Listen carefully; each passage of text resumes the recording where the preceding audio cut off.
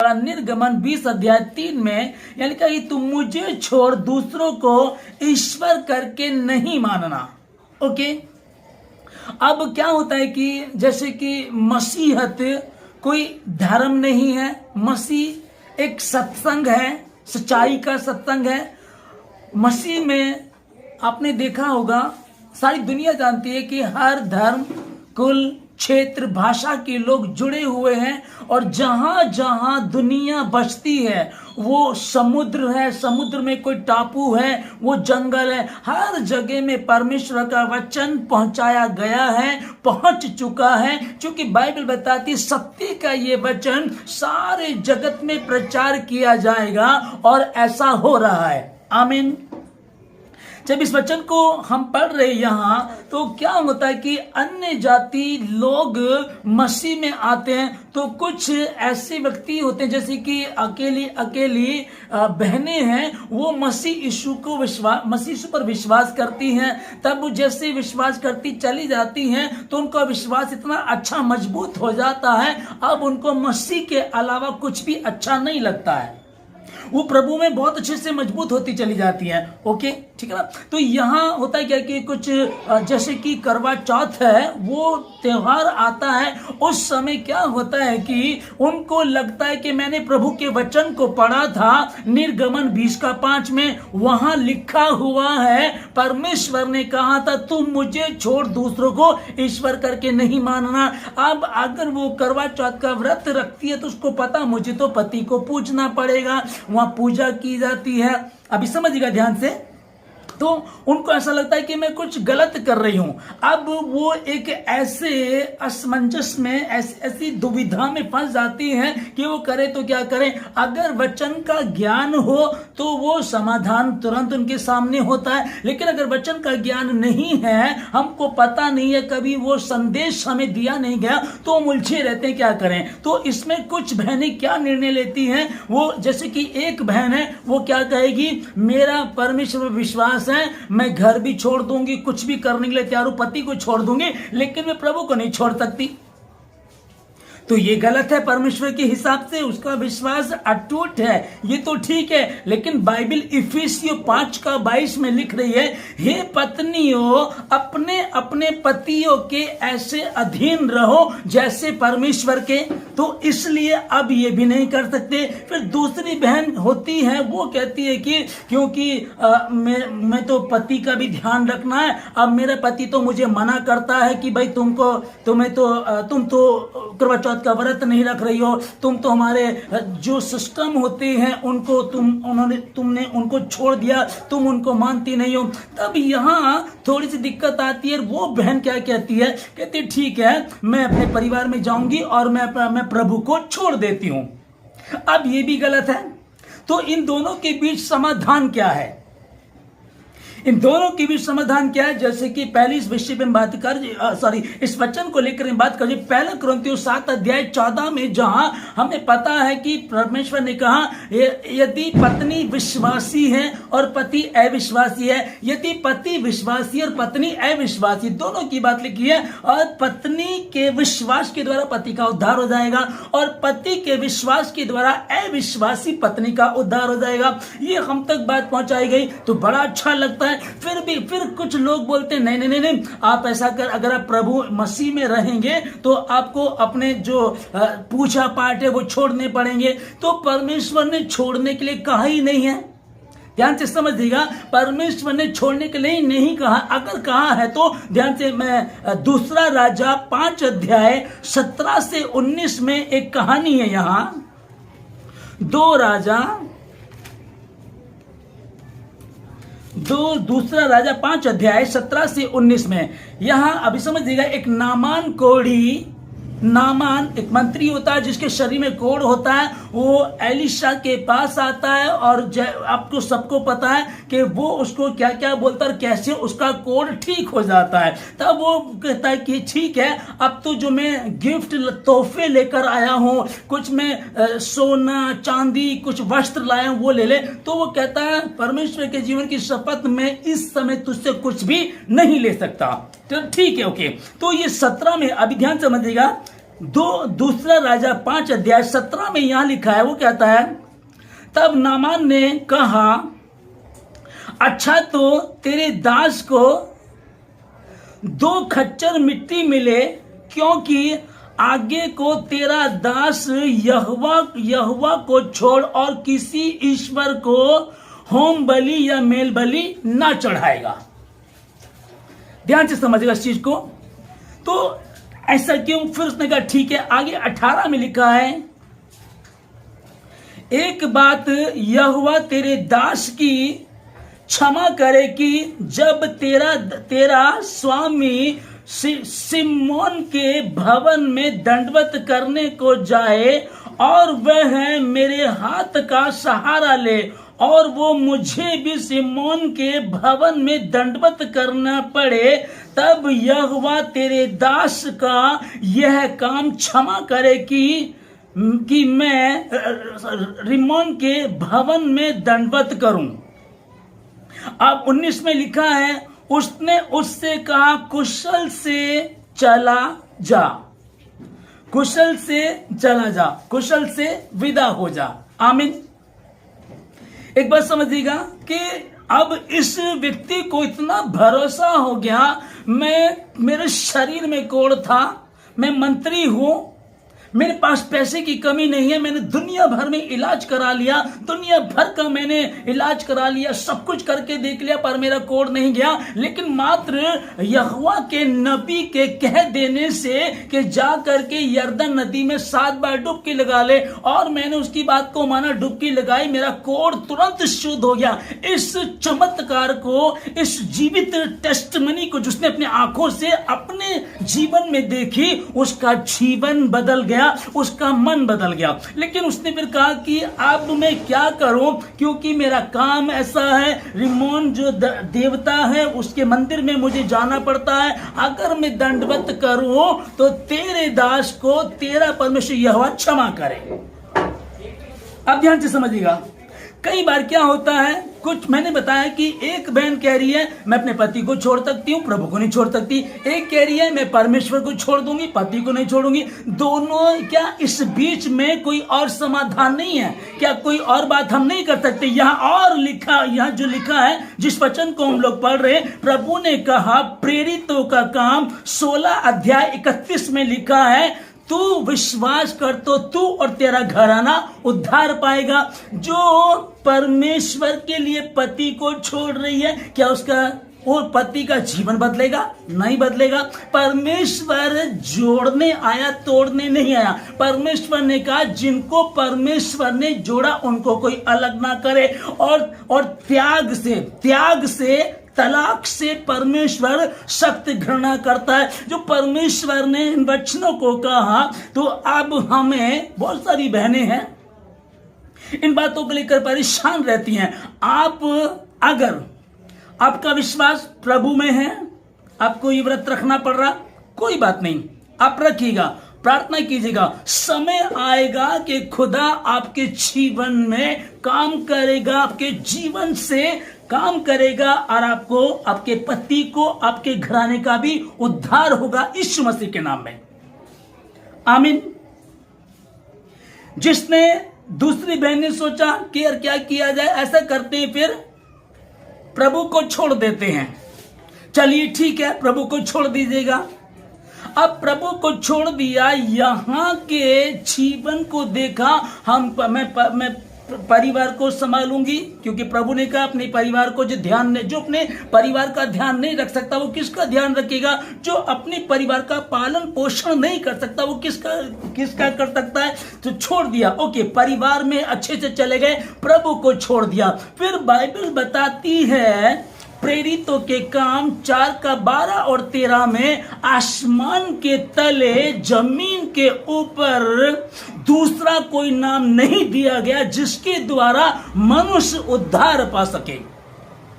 तो जब उद्धार ही उसी के पास है, हम क्या करें? तो अभी क्या है, एक बहन कहती है मैं प्रभु के लिए पति को छोड़ दूंगी, एक कह रही है मैं पति के लिए प्रभु को छोड़ दूंगी, तो दोनों का ही डिसीजन गलत होता है, दोनों ही उलझे रहते हैं। परमेश्वर ने कहा घुटनों पर जा, प्रार्थना कर, प्रभु तेरा तुझे आशीषित करेगा।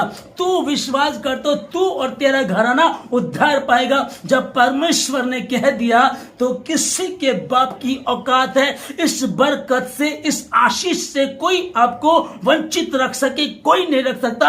आप प्रार्थना करेंगे, आप प्रभु में जाएंगे और आपके द्वारा पत्नी के विश्वास के द्वारा अविश्वासी पति का उद्धार हो जाएगा। पति के विश्वास के द्वारा अविश्वासी पत्नी का उद्धार हो जाएगा। और अगर ये नहीं हो सकता तो फिर बाइबल व्यर्थ है। अगर ये नहीं हो सकता तो फिर मेरा और आपका घुटनों पर जाना, 7वें दिन परमेश्वर के मंदिर में जाना, ऐसे डेली 1 घंटा 1.5 घंटा ऐसे परमेश्वर के साथ संगति करना, ये व्यर्थ है। अगर विश्वास है तो आप बने रहिएगा, जुड़े रहिएगा और निश्चय ही परमेश्वर आपको आशीषित करेगा। आमीन।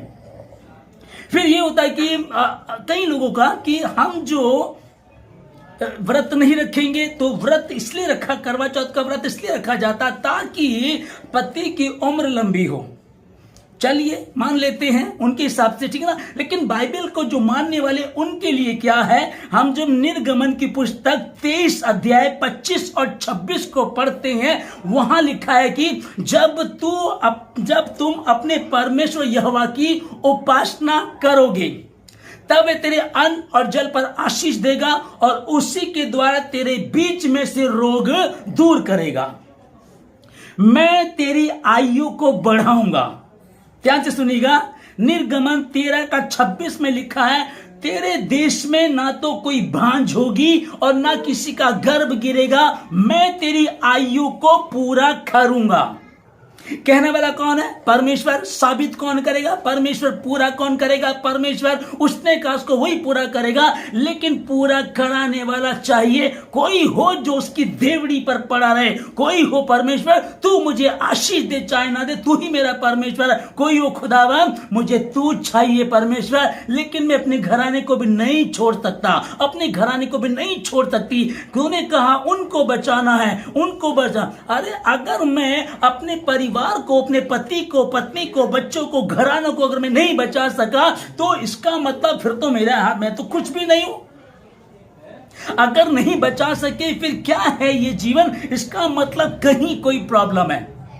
प्रभु ने कहा मांगो तो तुम्हें दिया जाएगा, ढूंढोगे तो तुम पाओगे, उसको चिंता है। और ध्यान से सुनिएगा, लिखा है, मैं बता रहा था आप लोगों को, अब्राहम से परमेश्वर ने कहा, अब्राहम से परमेश्वर ने, जब परमेश्वर ने अब्राहम को बुलाया तो उससे कहा था, अब्राहम जो तुझे आशीष देगा उसे मैं आशीष दूंगा और जो तुझे कोसेंगे उससे मैं श्राप दूंगा।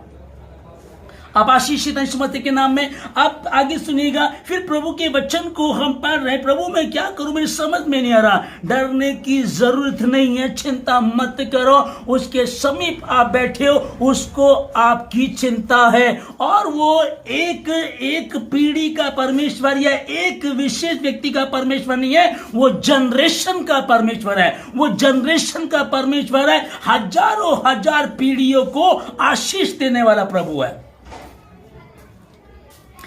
जो मेरी आज्ञा का उल्लंघन करेंगे उनके किए की सजा उनके नाती पोतों और पड़पोतों को, यानी कि 4 पीढ़ियों को दिया करता हूं। और जो मुझसे प्रेम करते हैं उनके आज्ञा मानने के कारण उनके हजारों हजार पर आशीष किया करता हूं।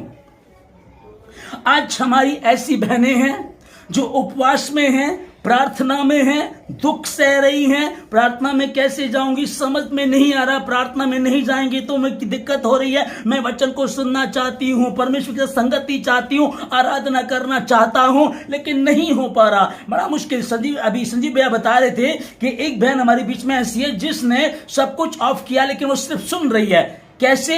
जैसे कि चाइना में बिल्कुल भी बाइबल नहीं रख सकते और कोई क्रिश्चियन नजर नहीं आ जाना चाहिए। सुबह सुबह भोर को 3 बजे जाते गुफा में इकट्ठा होते हैं, परमेश्वर की महिमा करते हैं। उन्होंने सत्य को जान लिया कि सत्य सिर्फ परमेश्वर यीशु मसीह है, और यदि वो हमारे पक्ष में, तुम्हारा विरोधी कौन हो सकता है? उसकी संगति में लगे, उसकी आराधना कर रहे हैं। अगर जो बहनें हैं, कुछ हैं, कई बहनों से हमारी बातें होती है, अभी इस व्रत को रखें ना रखें समझ में नहीं आ रहा है, हम क्या करें। कोई दिक्कत नहीं, दोनों बातें आप तक पहुंचा दी गई हैं।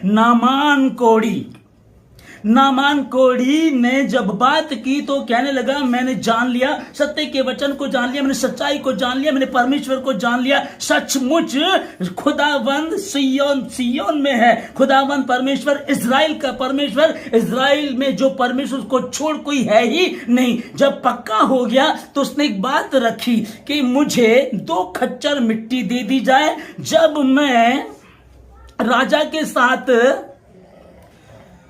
रिमोन के भवन में जाऊं और उसको दंडवत करूं तो ये तेरे दास का गुनाह क्षमा कर दिया जाए। उन्होंने कहा ठीक है, कुशल से विदा हो जा। ध्यान से समझिएगा, एलीशा नबी ने कहा कुशल से विदा हो जा, कोई बात नहीं, तूने सत्य को जान लिया, इतना काफी है। अब तू उस परमेश्वर के बिना रह ही नहीं पाएगा। कितने दिन?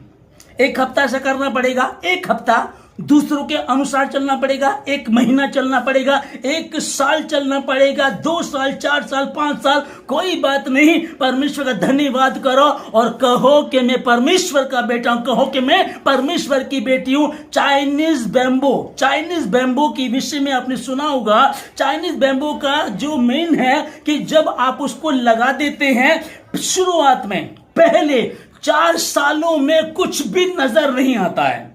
ध्यान से समझिएगा, पहले 4 सालों में कुछ भी नजर नहीं आता।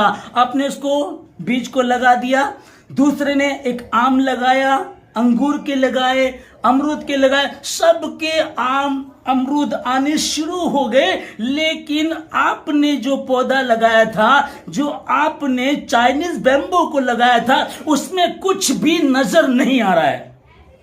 लोग आकर आपको बोल सकते हैं, मेरी बहन तू प्रभु में है, तेरे लिए तो भी कुछ भी नहीं हुआ। मेरे भाई तू प्रभु में, अभी कुछ नहीं हुआ। 1 महीना हो गया, 1 साल हो गया, 2 साल, 3 साल। लेकिन आपको पता है, चाइनीज बैम्बू का बीज जिसने ला करके लगाया, पहले उसने अध्ययन किया होगा, पहले 4 सालों में कुछ भी नहीं होगा। लेकिन 5वें वर्ष में जब वो उगना शुरू होगा, आ रहा है, बाहर आएगा, जब वो बड़ा होना शुरू होगा, तो सारे वृक्ष उसके आगे बोने नजर आएंगे, क्योंकि वो 80 से 90 फीट तक की ऊंचाइयों पे जाता है। जिस बिल्डिंग को बहुत ऊंचा बनाना होता है, उसके लिए पहले बुनियाद, कितनी बड़ी बुनियाद बनाई जाती है। पहले 4 वर्षों में चाइनीज बैम्बू का जो वृक्ष होता है, उसका जो पौधा, उस बीज है, वो पहले जमीन पर अपनी जड़ों को फैलाता है, खूब जड़ों को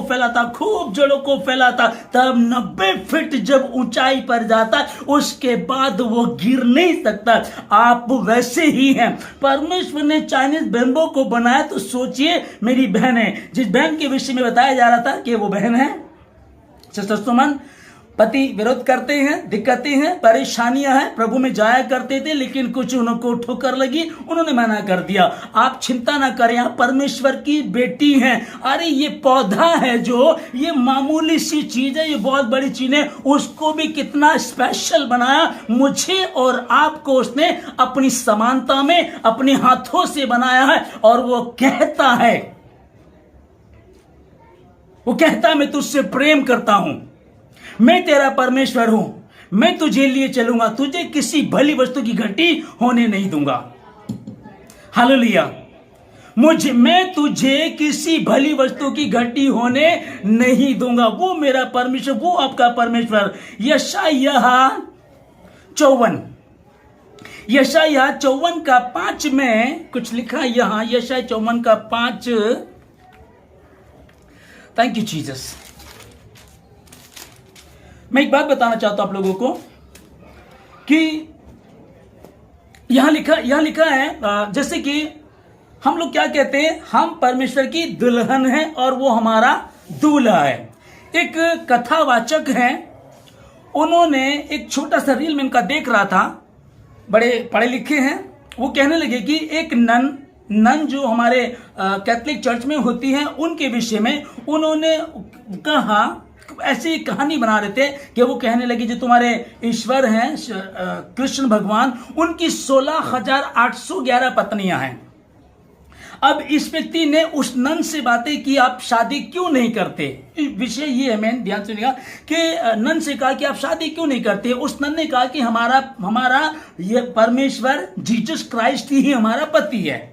तो वो क्या कह रहे हैं कि देखिएगा, दुनिया में 400 करोड़ क्रिश्चियन हैं, उनमें 200 करोड़ महिलाएं लगा लो, 150 लगा लो, है ना। अब वो क्या कह रहा है कि देखिए हमारा जो श्री कृष्ण की बात चल रही है, उनके तो 16,811 पत्नी है, लेकिन तुम्हारे प्रभु की तो फिर कितनी सारी हो गई। अब अज्ञानता के कारण, अधूरा ज्ञान, या फिर बस उन्होंने इस बात को लेकर के बोलना शुरू कर दिया, जबकि हम सबकी वो मैं तो जेंट्स हूं, संजीव भैया तो जेंट्स हैं, मंजीत भैया तो जेंट्स हैं, हम तो जेंट्स हैं, हम भी उसकी दुल्हन है और वो हमारा दूल्हा है। और दूल्हा अपनी दुल्हन को लेने के लिए आएगा। अब ये देखिएगा, यशाया 54 का 5 में यहां लिखा है, क्योंकि तेरा कर्ता ही तेरा पति है। हालेलुया। अब इसमें कुछ और बात तो बताने लिखा कि तेरा कर्ता ही तेरा पति है, उसका नाम सेनाओं का यहोवा है और इज़राइल का पवित्र तेरा छुड़ाने वाला है, वही तेरा कर्ता ही तेरा पति है। अब ध्यान से समझिएगा, तेरा कर्ता ही तेरा पति। अब इसका मतलब थोड़ा कि पति हो गया, अब वो क्या है, मेरा उद्धार करता परमेश्वर है। तू मुझे छोड़, जो पहली आयत पर, तू मुझे छोड़ दूसरों को ईश्वर करके नहीं मानना और फिर तेरा यहोवा तुझको आशीषित करेगा। हे पत्नियों, अपने अपने पतियों के ऐसे अधीन रहो जैसे परमेश्वर के। और पतियों को भी कहा, हे पतियों, अपनी अपनी पत्नियों के ऐसे अधीन रहो जैसे परमेश्वर के। और पहला कुरिन्थियों 7:14 में हम लोगों ने पढ़ा, अविश्वासी पति पत्नी का उद्धार करा देगा, अविश्वासी पति का उद्धार विश्वासी पत्नी करा देगी। इसी तरीके से उसको समझ लीजिएगा। आमीन। तू विश्वास कर तो तू और तेरा घराना उद्धार पाएगा। सो मैं ये कहूंगा, धरती आकाश टल जाएंगे परंतु उसका वचन कभी भी नहीं टल सकता। इसलिए जब आप परमेश्वर में हैं, आप क्या कर रहे हैं कोई फर्क नहीं पड़ता। एलीशा नबी ने नामान कोढ़ी को जब चंगा कर दिया और उसने कहा 2 खच्चर मिट्टी मुझे चाहिए, मैंने जान लिया यहोवा को छोड़ और कोई दुनिया में परमेश्वर नहीं है। तेरा दास उस यहोवा को छोड़ और किसी को दंडवत नहीं करेगा, लेकिन मजबूरी के कारण अगर कभी मुझे करना पड़े तो तेरे दास को तेरा यहोवा माफ करे। और क्या कहा एलीशा नबी ने, कुशल से विदा हो जा, चिंता ना कर। अब समझिएगा क्या होता है जब परमेश्वर ने आपको कह दिया तो आप ईमानदार हैं, और आप ईमानदार हैं, मजबूरी में आपको करना पड़ रहा है। परमेश्वर मनों का जांचने वाला है और मन को जानता है, उसी के अनुसार आपको आशीषित करेगा। आमीन।